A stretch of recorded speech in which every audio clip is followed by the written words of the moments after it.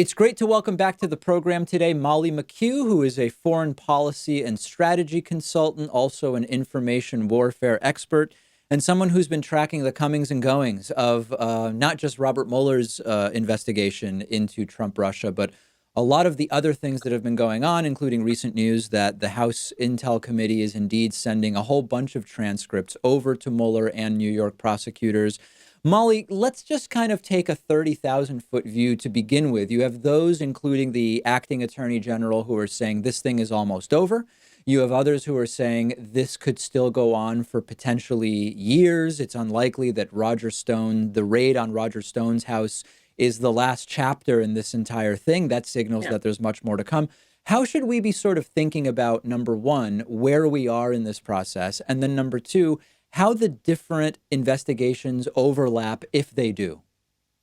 Yeah, I think it's a really good question. I think the key thing is that the Mueller piece is kind of the center of a lot of different spokes coming out of a wheel. And I think, the original mandate was very much focused on what did Russia do to interfere in the US elections. And I think he has tried to stay true to that while also sort of sending off pieces of things that he's discovered in the context of reviewing Russian activities. So you see these other investigations in the Southern District of New York and other places. There was just an indictment yesterday in South Dakota against one of the individuals kind of connected to all of this. So I think it's sort of the Mueller piece is going to be the middle, but there will be sort of cascading pieces coming out of it for some time, including the investigations in New York that will be relating to foreign agent activities and the Trump family and their finances more specifically. And then I think these congressional investigations, I think the Senate side feels pretty good about where they ended last year, that they focused a lot on kind of the information aspect of Russian influence online and social media. The House side is sort of starting a bunch of new investigations relating more to the Trump family finances, potential foreign influence beyond Russia into the family. And then a lot of other questions that they feel are unanswered lines of approach on the Russia investigation.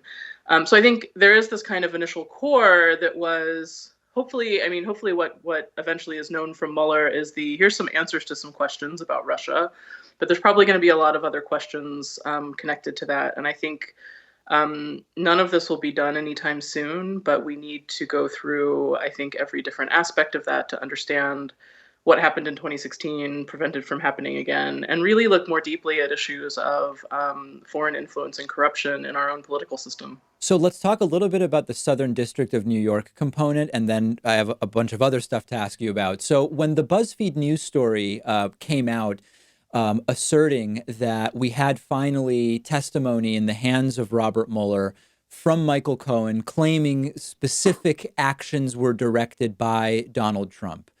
There was a sort of clarification or a statement put out by a spokesperson for Robert Mueller that was pretty narrowly worded, and it said that some of the characterizations in the article about testimony given to the special counsel are not actually in the possession of the special counsel. And one of the interpretations was everything in the story could be accurate, except that it was given to the Southern District of New York and not to the special counsel. Is that a possibility, number one? And then just more generally, what is the Southern District of New York? What is their role in the context of all of this? Sure, I think a couple of things there. I think the statement from the special counsel's office was very specifically worded for very ambiguous purposes. I think the statement came at a very specific time, which was because of that story. There were calls from the Hill saying, wait a minute, if you have this, we need this, because this indicates that this is much more serious than what we thought. We need to be acting on this immediately. And I think the special counsel's office really wanted to interject in there to sort of remove themselves from the political process, to dial down this sort of mob atmosphere that was being generated from the other side.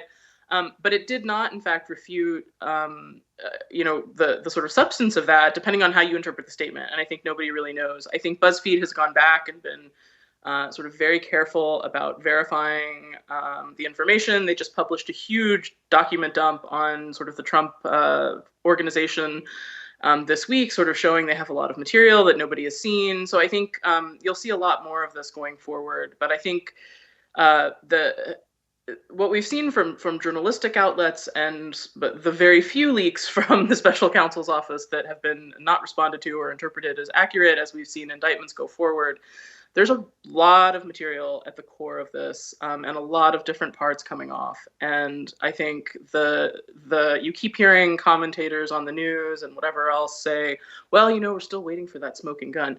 And the truth is, this whole thing is a smoking gun. I mean, never in the history of our country would you have looked at a campaign and seen in any direction you turn Russian money, Russian influence, people trying to make contacts with Russians, Russians trying to make contact with people, different elements of financial influence going through outside organizations with connections to Russia, working hard to influence the Trump campaign or provide avenues of communications, promising to deliver on different aspects of sort of policy changes. All of this is absolutely horrific, and it has been this annoying drip, drip, drip. I hate that phrase, but thus it is, over the last few years. But the body of this is indicative of a systemic problem relating to this campaign and the people involved in it. It could just be because many of them have their own ethical and corruption related issues that will probably come out over time. We've seen some of that in the beginning of this cabinet, the number of people that have been challenged on ethical issues. Many of them are extremely wealthy and have connections to Russian businesses before, whatever. But I think it's more than that. And I think you see this sort of building up, that there was a systemic and sort of very systematic effort from the Russians to find avenues of influence in the United States, to achieve very specific political objectives and strategic goals. And it just so happened that there were many open doors when they started pushing on them around the Trump organization and the Trump campaign. So I think more of that will come out, and and none of it is going to be very pretty. But I think the sort of collective body of all of that is already very, very damning. So one of the talking points, so if there's sort of like a spectrum of opinion as on this entire thing. There's people who say there's literally just nothing here at all, the witch hunt sort of crowd. On Yeah. the other side, you have people who are waiting for Trump to be forcefully removed from office in some way as a result of what comes from Yeah. this investigation. There's a specific sliver in there, though, that says that, okay, there has been wrongdoing turned up by this investigation, but none of it relates directly to Donald Trump and to Donald Trump's campaign, that it's stuff that people around him did before, or it's Mm-hmm. things that haven't been specifically tied to Trump himself. What is the truth of that as a general claim? So I think, as a sort of very general claim, you can say, well, none of this is Trump himself yet. But I think that is not. I mean, even from the details in the current indictments, the implication is that that's not true. That he's connected to many of these activities. Certainly on the business side of looking at the attempts to make business deals with Russia, he was engaged in those activities. He knew about them. He knew what was going on. He was making statements in direct connection to the efforts to achieve a business deal with Russia during his campaign.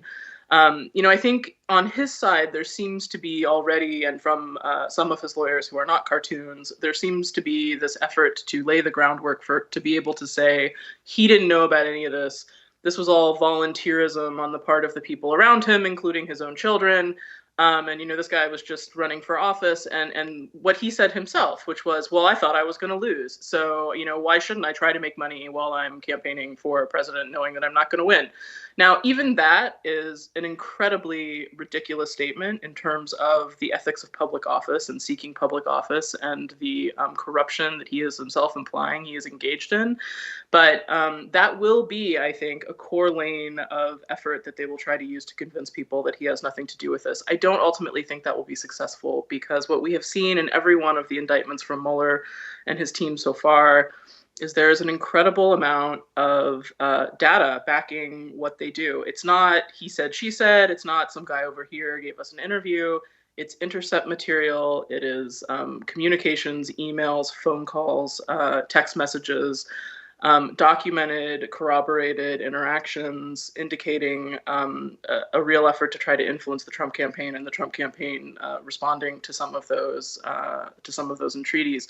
Now, I think it's important to remain focused on the fact that the Mueller piece is supposed to be the Russia aspect of this, and we've seen some of it already, and that sort of hard quote collusion piece. Is there an email between Roger Stone and someone in Russia saying, "Haha, we know what we're doing"?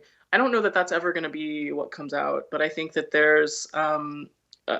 I think there's a willingness to engage in these activities on the part of the people who have been indicted from the Trump team so far, including his campaign manager, his other campaign manager, other people that were acting as his advisors, his lawyers, others. It's just impossible for the president to say at some point, I didn't know anything about any of this. He is known to be a micromanager. He is known to be a guy super engaged in his own organizational structures. He has never had a big structure around him. It's always him and a few very close acolytes and his children. And he's not a guy who isn't aware of all of that. And I think that will eventually be what damns him on this. When it comes to the storyline that, I mean, there's sort of a bunch of different claims that are being made around this, but the storyline generally that you can actually trace Trump's connection to Russia back a long time. So whether it's the video released purporting to be from 1995 of Trump in Russia having a meeting, or whether it's the 1987 trip, or the idea that maybe this goes through Melania, given that she's from Slovenia, there may be surreptitious connections there. Whichever version of that you want to focus in on, or all of it in general, is that, do you think, a good path to be going down, or should the focus really be more the specifics of what can be proven related to the campaign? I think the focus for the intention, or for the purposes of the Mueller investigation, should very much be that latter piece. It should be what was happening between 2014 and 2017. It looks like they've been investigating some things after he was sworn into office as well. So sort of anything since he became focused on running for president in the mid 2010s, I think should be fair game. Before that, I mean, a lot of it is context that's helpful. I think the piece of this that I think is often ignored is, yes, there were contacts between Trump and the Soviet Union, various Soviet individuals in New York when he went to the Soviet Union to visit, on an ongoing via his first wife, Ivana, whose father was sort of reporting on him as an up-and-coming businessman to local intelligence operatives back in the Czech Republic or Czechoslovakia at the time. There's a lot of different lines of this, but I think if you look at the early 90s, there was sort of a core ideological concept for the Kremlin of, okay, how do we rebuild all of this influence that we've lost in the world since the collapse of the Soviet Union? It wasn't just the loss of territory; it was the loss of sort of greatness, of being a big force at the table, of being able to have access to everything in different groups. And they really made an effort to gain access to cultural elites, especially business and financial elites around the world, to find these places where the resources they had, particularly in the business and financial world, could gain them access back to decision makers and policymakers. And that's always been a long line of effort. They don't make friends with a guy in New York and say, okay, we're going to make you president in 30 years. They make friends with people in New York, knowing that most of those people will just sort of continue on, but maybe 3 or 4 of those end up in positions that are potentially useful over time. I think Trump was very much on that list. He was bombastic. If the sort of recruitment and influence acronym is MICE, money, ideology, compromise, and ego. I think in every aspect of that, there's a way to influence Trump in different ways. I think they knew that over time. But I think that it was initially, I do believe it was the sort of, this is somebody that could potentially be useful, and that probably evolved into something else later on. But what that tipping point was, I'm not really sure. Yeah, and we may not exactly find out what that tipping point was. We've been speaking with Molly Mckew, foreign policy and strategy consultant, also an expert on information warfare. Molly, great as always to talk to you. Thanks for having me.